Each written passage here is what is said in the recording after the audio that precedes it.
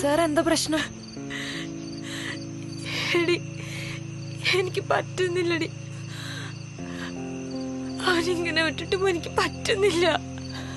എടി നീ എന്തൊക്കെയാ പറയുന്നേ?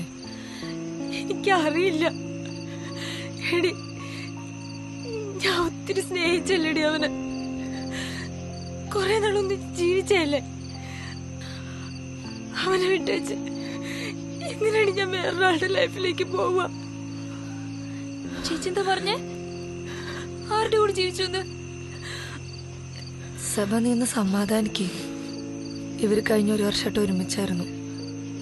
നീ ഇതിപ്പോ വീട്ടിലൊന്നും പറഞ്ഞ് പ്രശ്നമൊന്നും ഉണ്ടാക്കല്ലോ കേട്ടോ. നമുക്കിത് പിന്നീട് സംസാരിക്കാം. ഇപ്പൊ ഇവളുടെ മൈൻഡ് നമുക്കൊന്ന് സെറ്റാക്കാം. വെറുതെ അല്ല ആ ചേട്ടൻ എന്നെ 2-3 വട്ടം കാണാൻ വന്നിരുന്നെ. പക്ഷെ ഞാൻ കരുതിയത് നിങ്ങൾ തമ്മിൽ ഇഷ്ടത്തിലായിരുന്നു എന്ന് മാത്രം. എപ്പോഴാ നിന്നെ കാണാൻ വന്ന്?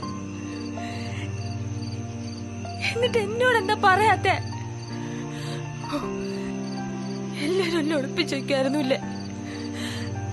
ചേച്ചി ഞാൻ പറയണമെന്ന് പലവട്ടം ആലോചിച്ച, പക്ഷെ ശ്രുതി ചേച്ചിയാ പറഞ്ഞ ആരോടും പറയണ്ടെന്ന്.